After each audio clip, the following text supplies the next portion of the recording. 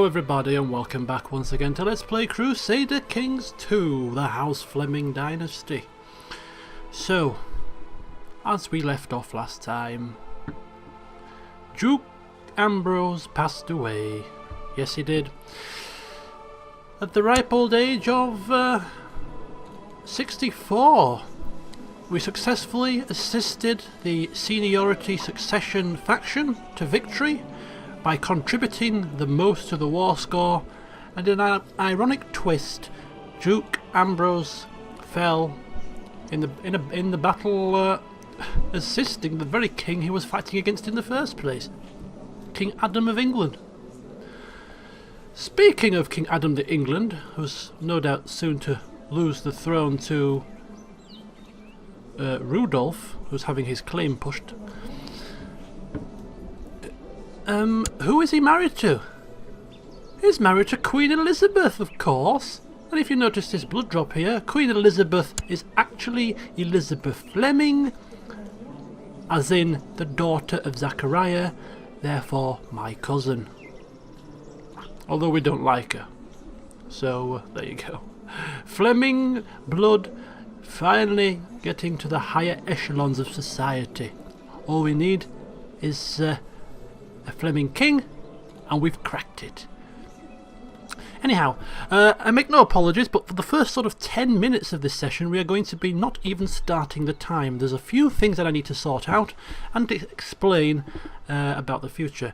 Now, as we see, there is currently a war going on. England, the King of England, King Adam, is trying to defend his throne against the Oxfordian War for Rudolph's claim on England. As we say, it's looking rather grim for England at the moment. We could actually assist. We could raise about 1,400 men on his behalf and send them to the battle here to assist, but we're not going to, because we don't like him. But the first order of the day is to address our lack of stewardship. Our domain size can only be 3, and we currently have 5 holdings, so we need to sort that out.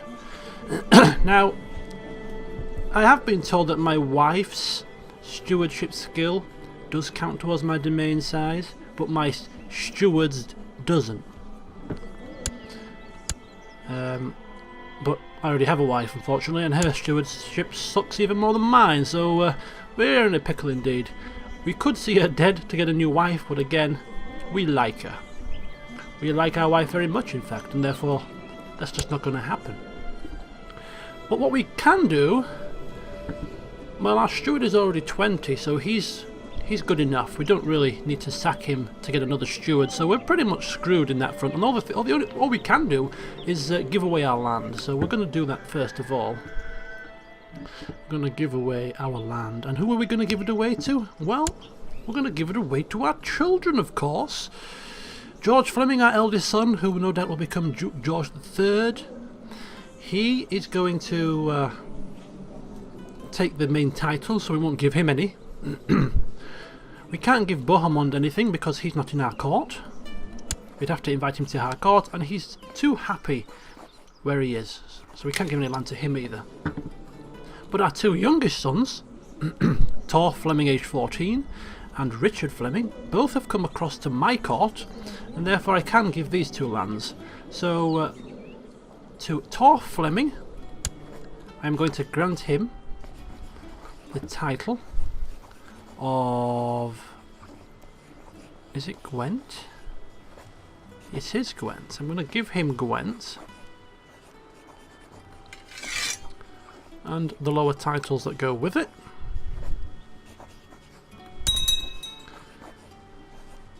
And I'm going to give my youngest son Richard the title of Glamorgan. So we will keep Cornwall, Devon and Deved. Hopefully our domain size will increase just in time for us to take Normandy and Rouen. But just to ensure that it does, we should really pick an ambition which we can't do at this moment in time because our ambition is to become Chancellor, so we'll cancel that off. because I'm not bothered about being... Although, we could wait until we become Chancellor, I suppose.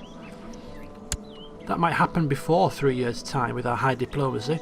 So we'll leave that for now. We'll see if we can become Chancellor before the 3 years passes. So we've given away our 2 holdings and our domain size is now sorted. So the next order of the day. As I outlined last time, Duke George II of Cornwall has a shift in ambition in terms of expansion. Predecessors were happy to try and capture land within Ireland. He's not quite so happy to do that. He is going after the big prize. He wants a monopoly on northern France. Soon to be Duke of Normandy, hopefully, when his mother passes away. And no, there's no way on earth he's going to kill his mother just to get the Dukedom of Normandy. There's not a prayer. So we're just going to wait till she passes away. And in my luck, she'll probably pass away at 85. She'll hang on there for dear life. But yeah, if we do manage to get Normandy, we also want Brittany to go with it, to have a total monopoly in this region. So we're going to try and fabricate a claim on the entire duchy. It's a very slim chance of it happening, but it's possible. So in order to assist me in doing that, we're going to sack our current Chancellor and get one with better stats to give us the best opportunity. So if we go to find characters and we go to males that are not rulers, that are my religion, doesn't matter about culture, and are adults, and I had one searched out. You'll have to bear with me while I find him.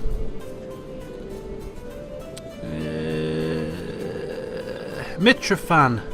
Here he is. Now, currently he won't come to my court. Big fat whopping no. But if we gift him 20 gold pieces, that will increase his opinion by 58, and he will come. So as soon as he comes to us, we will put him as our Chancellor and start fabricating claims on Brittany. Speaking of our council members, we have a no spy master, and our court chaplain is currently in Rome, so we need to move him out of Rome. Not bothered about the Pope anymore, so let's sort the opinions out. Now, just going to let the time advance a couple of days to get rid of this glitch here, so we can see what's going on, and we can see that. Let's have a look which bishops we can sway. We could probably sway the Bishop of St. David's to give us some taxes and some levies, so that's in Deverd. So we'll have our court chaplain move up to Deverd instead. So that's that situation. I didn't realise we didn't have a spy master, and we don't have any good ones either, so we're going to have to find one. And again, we're going to search all of the same, but we're going to go for spy masters now. Now this could take me a while. Oh no, it won't. There you go, 27. He likes us and he's going to come. Talk about a bonus indeed. Right, next order of business. I told you it's going to take a while. We have somebody in our prison. William the Slow, God bless him, I think. Here he is. Imprisoned for trying to kill my father. And my father was going to have him executed, but fate plays a fickle hand sometimes. Unfortunately, we were excommunicated at the time, and therefore Duke Ambrose was waiting for the excommunication to be lifted, and when it was, he was going to chop his head off. But he died before that happened. Now Duke George II is in power. He doesn't have a negative opinion of William, and therefore he is going to show him a little bit of mercy. Why? Well, he's a charitable kind of guy. He's kind, he's forgiving, he's willing to give people a second chance.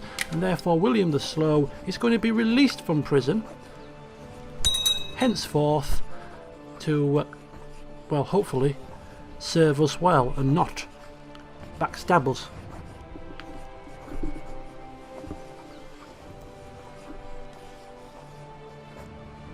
And that, my friends, just about sums up what I had planned for this session. Now there's one more thing I want to, well there's two more things in fact that I want to address. First of all, my wife is currently in a plot at this moment in time, or a faction. Oh, it's actually my mother now, but I keep getting confused. My mother is in a plot, a faction here, for independence. And look at that, because the current king is currently in a war, he's really struggling to muster any sort of power, and therefore her faction, compared to the king's levy size, is actually fairly powerful. So Normandy could be vying for independence very shortly, which has a massive implication on us as future rulers of Normandy. So we'll keep an eye closely on that situation. An unmarried heir.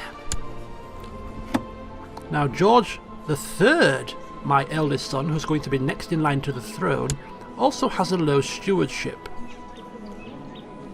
One way we can hope to increase our domain size in the future is by having a wife that has a high stewardship. So when we do marry him off, we have two choices. We could arrange a marriage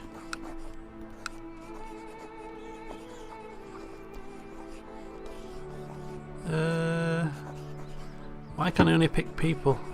Ah, you see, because he's not in my court.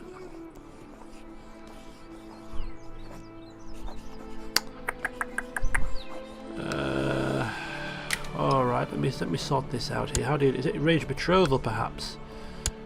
No?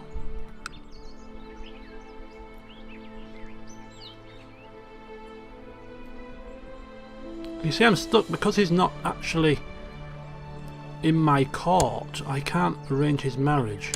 It's a bugger. I can only marry him off to one of my courtiers, which is not going to work very well because none of my courtiers have good stewardship. So my plan is out of the window there. I was going to try and marry him off to a lady with a really good stewardship stat and maybe even a Midas touch trade, but we can't do that, it seems. So that's a little bit of a bugger. Anyway, we'll start the ball rolling out at one speed. We'll wait for our things to sort out, and there you go. Is this our Chancellor position? Although I don't, technically speaking, want to have anything to do with this current king, I do think, for the purposes of advancing my ambition, I'm going to accept it. That will allow me to pick a new ambition, which is going to be improve my stewardship, if I can do it. There you go. Let's improve that as much as possible. I really could do with some more lands.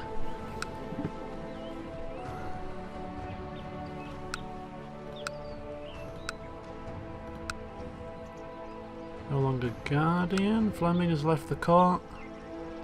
Yeah, quite a bit happening there. Did we get our council members coming across?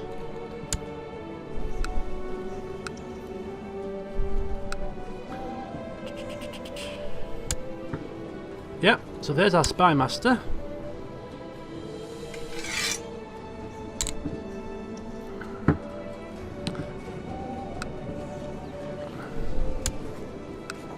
Where's that guy I've just given him a gift?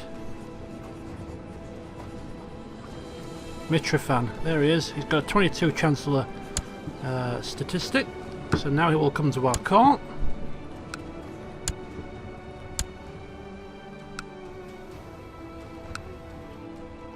Earl Robert of Zealand has been imprisoned by Duke Radolf of Kent. Right, okay, that's fine. Right, so we're cooking with gas now. We've finally got a bit of order to the situation. The new reign of Duke George II, he's set his stall out. Just waiting for our Chancellor. William Fleming will be a better court chaplain than Bishop Gilbert. Who is Bishop Gilbert? Do we even like the man? Oh, wait a second. He might actually be giving us some taxes finally. And if he is, I don't want to upset him. No, he's not giving us taxes just yet, but it's almost there. So, no. Give him a chance. Ah, and here he comes. Time to start those fabrications. So we had an improved Chancellor who is going to fabricate claims in Brittany, starting with the settlement down here, because this is where the Duke sits, hoping to improve our chances to claim the whole duchy. And we'll just sit and wait and see what transpires. As you travel by carriage on a road in Middlesex, you pass by what appears to be an old shuttered inn. The sight of it fills you with questions. What forced them to close down? Could you do a better job than the previous owners? Perhaps this would be a golden opportunity to improve your stewardship. Sometimes you've got to take a gamble in life. It's going to cost us 50 gold, but I think it might be worth it in the end. So Duke George II of Cornwall becoming the first Duke of Cornwall to own an inn.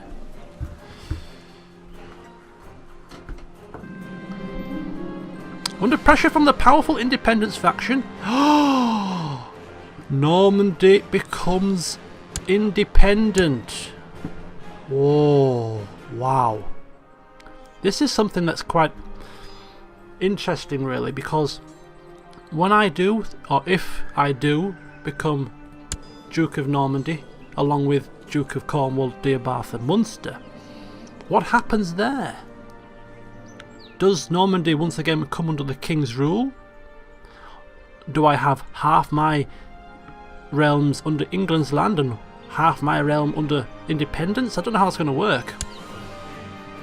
I mean, of course we'll find out. But I've got a feeling that if I become the Duke of Normandy, I think it will go back under the rule of the King, just because I already have other lands under him. It'll be weird. Success! Relations improved. He's now giving us taxes.